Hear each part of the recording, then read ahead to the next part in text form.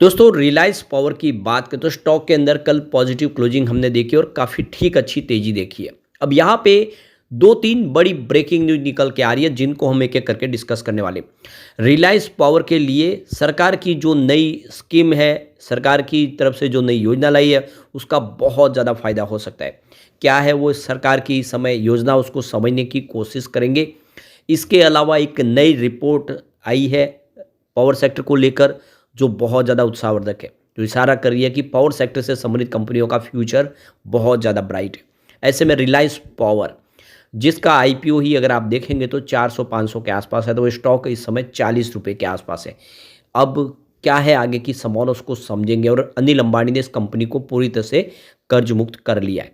लेकिन फ्रेंड्स, उससे पहले अगर आप पहली बार हमारे चैनल पे आए तो चैनल को सब्सक्राइब कर दीजिए, एक बेल आइकॉन दबा दीजिए ताकि जब भी नया वीडियो बने पहला नोटिफिकेशन आपको मिले। वीडियो पसंद आए तो लाइक से ज़रूर कीजिए। चलो फ्रेंड्स, वीडियो स्टार्ट करते हैं। मैं हूँ आपका दोस्त एस बी दवे और हमारे अपने चैनल ऑनलाइन कमाई में आपका बहुत बहुत स्वागत है। तो सबसे पहले रिलायंस पावर के कारोबार की बात कर ले तो देख सकते हो कि स्टॉक की शुरुआत पॉजिटिव हुई 43.93 पर, क्लोजिंग 43.79 के आसपास थी परसों। अब आप देख सकते हो इंट्राडे में 43.55 का लो भी बना। इसका मतलब ये हुआ कि इंट्राडे में स्टॉक के अंदर हमने कुछ गिरावट भी देखी है, लेकिन निचले लेवल से काफ़ी अच्छी खरीदारी लौट के आई और जिसके दम पे इसने 45.19 का हाई बनाया, यानी बहुत ज़बरदस्त दौड़ लगाई। अंत में क्लोजिंग 44.79 के आसपास रही, जहाँ पे 2.28% की तेज़ी देखने को मिली। तो स्टॉक ने बेहतर किया है। तो इसकी परफॉर्मेंस अगर आप देखें तो फिलहाल तो स्टॉक सीमित दायरे में ही है। 11 दिसंबर को 44 के आसपास था और इसमें एक अच्छी खासी हमने दौड़ देखी। स्टॉक 13 दिसंबर को 47 तक पहुंच गया, 2 दिन की लगभग 7% की शानदार तेजी की वजह से। उसके बाद 3 दिन लगातार गिरावट हुई, स्टॉक नतीजन ये रहा कि फिर 44 पे आ गया। फिर 19 दिसंबर को इसमें शानदार तेजी बनी, स्टॉक फिर से लगभग 47 के आसपास पहुंचा, यानी ये स्टॉक ने बेहतर तो किया। लेकिन उसके बाद 2 ट्रेडिंग सेशन में फिर गिरावट हुई, स्टॉक फिर 44 के आसपास आया, यानी एक तरह से देखें तो ये 44 के लेवल के आसपास को सपोर्ट मिल रहा है और अब एक अच्छे ट्रिगर का इंतजार हो रहा है। अब जो बड़ी अपडेट निकल के आ रही है, इंडिया पावर इंडस्ट्रीज को रिसर्च रिपोर्ट जारी की गई 2024 की, जो पावर डिमांड है जून महीने में रिकॉर्ड हाई पे पहुंची 243.3 गीगावाट की। अब ये जो फोरकास्ट किया गया है कि 817 गीगावाट तक पहुंच सकता है 2030 तक, यानी इस समय की जो पावर डिमांड है वो कई गुना बढ़ सकती है, जिससे आप समझ सकते हैं कि सेक्टर की सब कंपनियों के लिए बहुत सारे मौके दिखाई दे रहे हैं। तो इस समय जो पावर सेक्टर है, चाहे उसमें थर्मल पावर प्लांट हो, हाइड्रो पावर हो, न्यूक्लियर पावर हो या जियो थर्मल पावर हो या रिन्यूएबल के दूसरे सोर्सेज हो जिसमें विंड सोलर शामिल है, इन सब के लिए यहाँ पे बहुत सारी इस समय अपॉर्चुनिटी दिखाई दे रही है। इंडिया की जो पावर जनरेशन कैपेसिटी फाइनेंशियल 2023 में 1.62 ट्रिलियन यूनिट के आसपास थी, जो देख सकते हो कि फाइनेंशियल 2024 में बढ़ के 1.73 ट्रिलियन यूनिट तक पहुंच गई है। इलेक्ट्रिसिटी जनरेशन का जो टारगेट फाइनेंशियल 2025 के लिए 1.90 ट्रिलियन यूनिट के आसपास है। तो इसमें जो ग्रोथ देखने को मिल रही है वो 9.3% की पोटेंशियल ग्रोथ है, तो काफ़ी शानदार ये आंकड़े उत्साहवर्धक है। अगस्त 2024 के हिसाब से देखें तो इस समय जो टोटल थर्मल पावर प्लांट की इंस्टॉल कैपेसिटी वो 242.99 गीगावाट की है, जिसमें 210.96 गीगावाट का इंस्टॉल कैपेसिटी कोल और दूसरी अगर आप देखें तो डीजल और गैस की है। तो देख सकते हो कि काफ़ी ज़बरदस्त यहाँ पे आपको कोल बेस्ड पावर प्लांट की कैपेसिटी भी और थर्मल पावर प्लांट में इसमें वृद्धि होती हुई दिखाई देगी। तो ज़्यादा करके अगर आप देखें तो झारखंड, मध्य प्रदेश, आंध्र प्रदेश, गुजरात, महाराष्ट्र में इंस्टॉल कैपेसिटी बढ़ी है। तो इंडिया की इकोनॉमिक ग्रोथ बढ़ रही है और ऐसे में पावर जनरेशन कैपेसिटी भी लगातार बढ़ेगी। ये जो पावर डिमांड है वो लगातार काफ़ी शानदार रह रही है। इंडिया की पिक डिमांड 243.3 गीगावाट के आसपास रही, जिसमें 12% की ईयर ऑन बेसिस पर ग्रोथ देखने को मिल रही है। तो सेंट्रल इलेक्ट्रिसिटी अथॉरिटी सीए की तरफ से जो यहाँ पे एक अंदाज़ा लगाया गया है कि 2030 के अंदर 817 गीगावाट इलेक्ट्रिसिटी जनरेशन की जरूरत पड़ेगी, यानी बहुत सारी अपॉर्चुनिटी इस समय दिखाई दे रही है।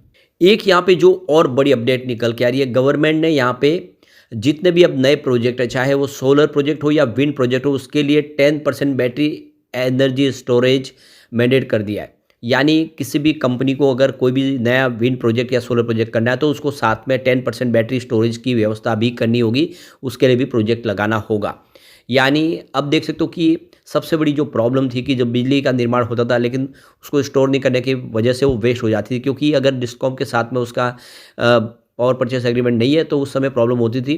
और कई बार डिस्कॉम से बहुत दूर ये पावर प्लांट होने की वजह से भी प्रॉब्लम आती थी।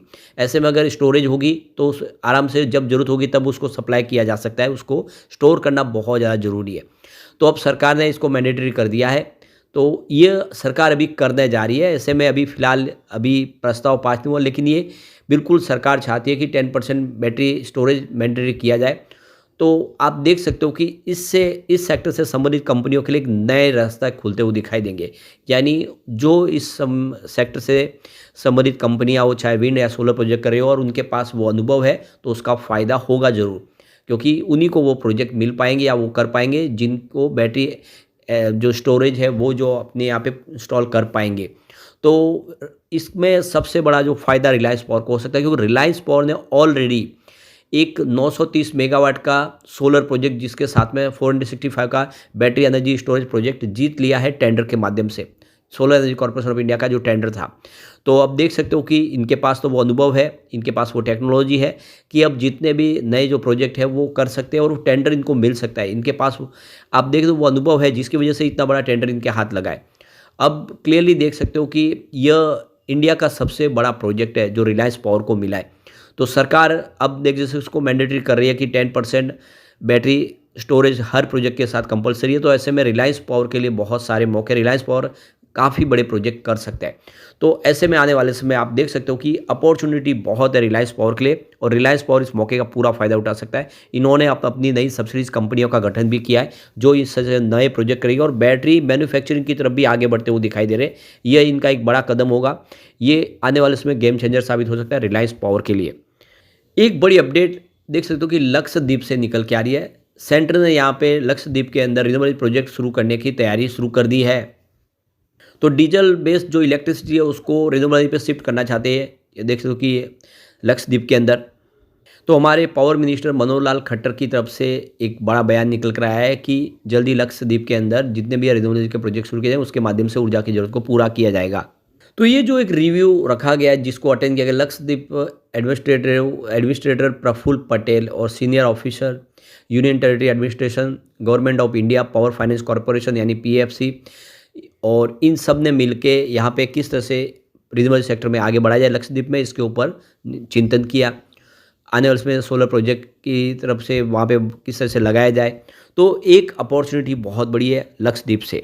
सरकार इसके लिए नई स्कीमें ऐलान कर सकती है, कुछ बेनिफिट दे सकती है जिससे इन कंपनियां आने वाले समय यहाँ पे नया निवेश करें। तो सरकार चाहती है कि सोलर प्रोजेक्ट हो, साथ में बैटरी एनर्जी स्टोरेज प्रोजेक्ट भी हो। तो अब क्लियरली देख सकते हो कि एक के बाद एक काफ़ी अच्छी गुड न्यूज़ निकल के आ रही है जो इशारा करिए कि आने वाले समय रिलायंस पावर को बहुत सारा बेनिफिट हो सकता है। अब रिलायंस पावर की रिवेन्यू प्रॉफिट ग्रोथ की बात करें तो मार्च 2022 कंपनी के लिए काफ़ी ख़राब था। देख सकते हो कि कंपनी का जो यहाँ पे लॉस काफ़ी बड़ा था, और प्रॉफिट की अंदर बात करें तो प्रॉफिट तो था नहीं कंपनी को, रिवेन्यू थोड़ा बहुत था। 2023 में काफ़ी अच्छा कंपनी को प्रॉफिट हुआ, रिवेन्यू में थोड़ी सी वृद्धि हुई, और 2024 में जिसमें आप देख सकते हो कि कंपनी काफ़ी अच्छे रिवेन्यू के साथ बढ़ती हुई दिखाई देगी। पिछले 2 साल में रिवेन्यू अच्छा खासा बढ़ा है, लेकिन प्रॉफिट अभी कंपनी को नहीं है। आने वाला जो समय है काफ़ी बेहतर रहने की उम्मीद है। यहाँ पे कंपनी के पास इस समय कैश फ्लो भी अच्छा है। देख लो कि मार्च 2023 में 46 करोड़ का कंपनी का कैश फ्लो था, जो मार्च 2024 में इस समय 248 करोड़ के आसपास पहुंच गया है। तो ये आंकड़े उत्साहवर्धक है और अब रिजल्ट भी आने वाला है, बेहतर रहने की पूरी उम्मीद है, और ऐसे में यहाँ पे एक अच्छी तेजी की संभावना दिख सकती है। लेकिन फ्रेंड्स, कोई भी इन्वेस्टमेंट करने से पहले अपने फाइनेंशियल एडवाइजर से एडवाइस ले ले या फिर अपना खुद का रिसर्च करें, क्योंकि मैंने वीडियो आपके एजुकेशनल पर्पज़ के लिए ही बनाया। वीडियो पसंद आए तो लाइक से जरूर कीजिए और चैनल को सब्सक्राइब कर दीजिए। Thank you friends.